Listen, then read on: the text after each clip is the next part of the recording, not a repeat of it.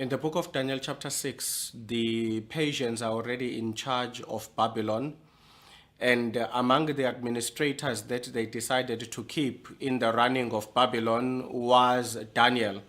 He would do this work together with the three other Persian administrators, and there would also be 120 princes that would be responsible for many other affairs of Babylon. And of course, all of them would report to Daniel and the three other administrators.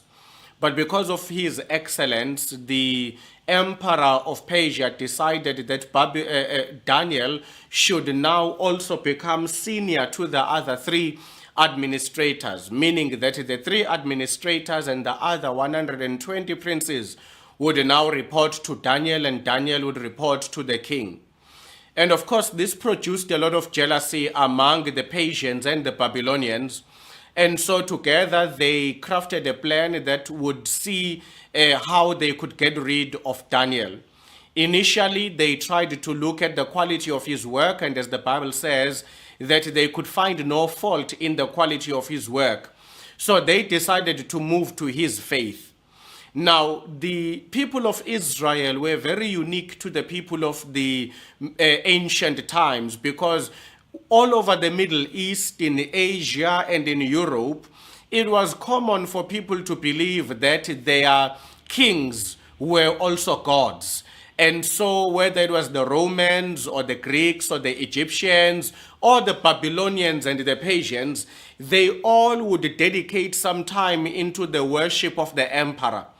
And so these administrators decided this would be a good time for them to propose 30 days of worshiping the emperor. And Daniel would not comply with this, because in his faith you can worship no other human being or gods other than his God. And so when he did not comply with this decree, he was then thrown into the lion's den. Of course, the Bible says when the king realized what this was all about, the night when Daniel was thrown into the lion's den, the king then fasted and prayed to his gods, hoping that Daniel would be rescued. And in fact, he says to him, "May your God, whom you have attempted to be faithful to, be the one that delivers you." In the morning, when the king woke up, he went to check on Daniel in the lion's den and found Daniel was still alive. And when he checked on him, Daniel then says to the king, "My God, in whom I was found innocent, sent his angel to shut the mouths of the lions. That is why they did not harm me." As we continue to talk about peace, we want to talk about peace in two conditions in this particular story. The first one is that during the night, the king, who lives in a palace surrounded by chefs and soldiers or bodyguards and entertainers, and you can think of all sorts of things that are available to the king for entertainment. The Bible says throughout the night, the king was found restless. He had no peace in him. In the lion's den, where there is no food, there's no security, there is hunger, and there is the threat of death, the Bible says that Daniel was at peace, sound asleep. The first thing we learn about peace from this story is that peace has nothing to do with the geography. As we grow up, many of us were not taught to be happy, because we were taught that happiness and peace can only come when you've accumulated a certain level or amount of resources. So growing up, we accept to be unpeaceful. We accept to be unhappy and to lack joy. We postpone it to a time when we have a particular house and a particular car and a particular bank account and a particular lifestyle and wearing particular clothes. And it is exactly this association of peace with the materials that has betrayed many of us. Because in order to be peaceful, We have then engaged in criminal, immoral, wicked activities in order to have the materials, because we believed that when we have the materials, we will finally have the peace, the joy, and the happiness that we are looking for. But many have soon discovered that rich as they are, they lack peace, because the process of making the money, the process of keeping the lifestyle has been so wicked and so immoral that peace and joy and happiness cannot tabernacle in that lifestyle. And so many people are rich today, but they are unavailable to enjoy the things they've accumulated, because peace has nothing to do with materials. Peace does not care what is your physical address. Peace is not moved by what we wear. Peace does not care what we drive. And unfortunately, we thought that by having those things, we would be at peace. The cost of accumulating them has been the very reason why peace does not tabernacle with us. Make no mistake. This is not a message that says if you are poor, you will have peace. Daniel was not a poor man. He was the chief governor of Babylon.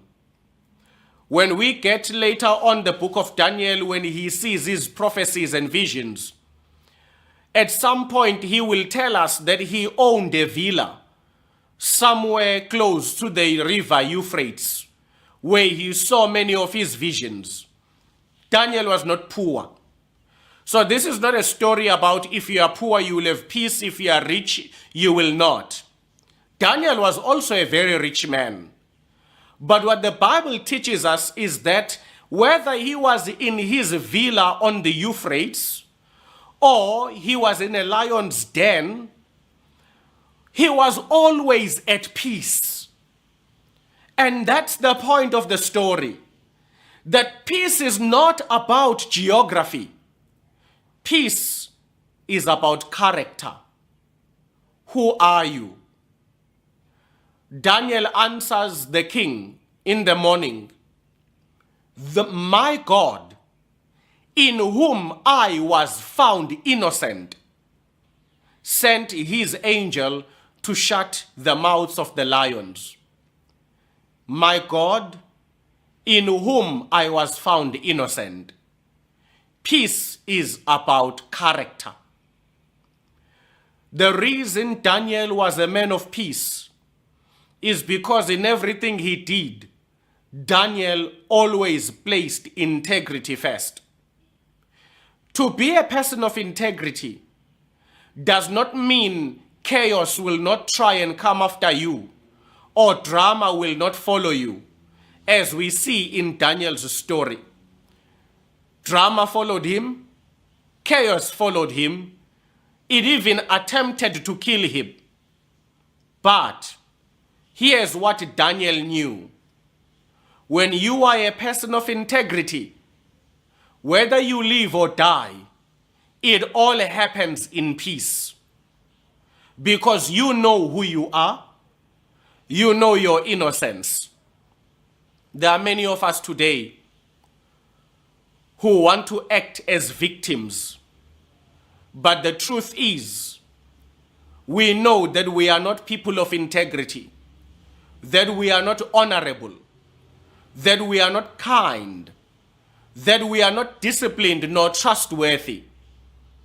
Daniel teaches us, if you are a person of integrity, you may not stop problems coming your way, but they will not prevail against you. We all love the verse, no weapon formed against you shall prosper.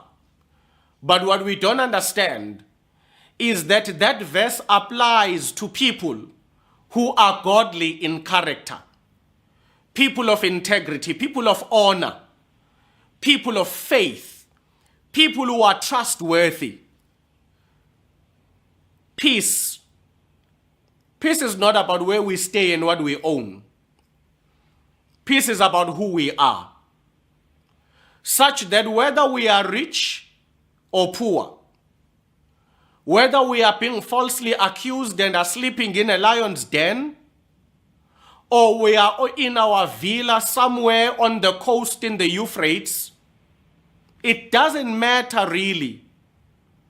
As long as we are people of integrity, we have nothing to worry about.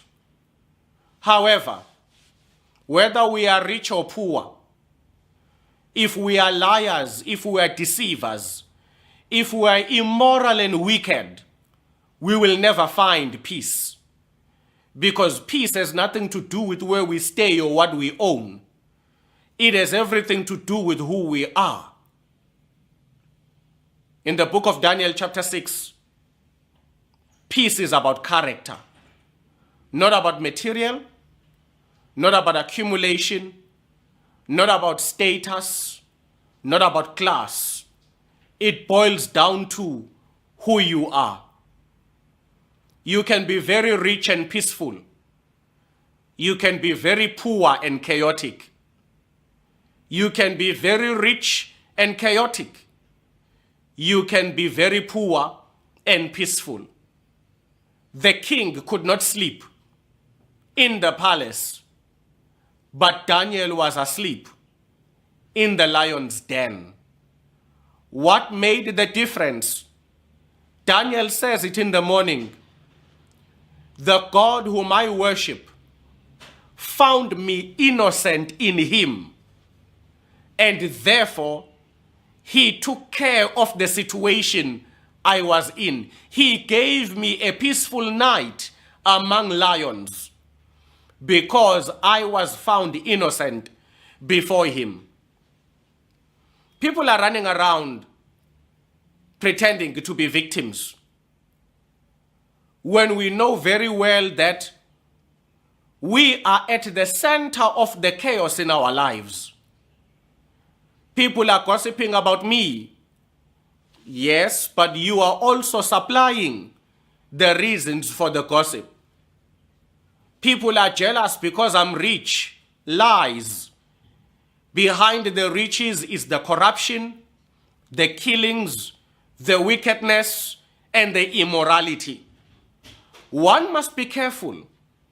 Character determines whether peace is going to be there. Whether we are rich or poor, that's not the issue. The question is, are we people of integrity? Because that is where peace resides, when there is integrity.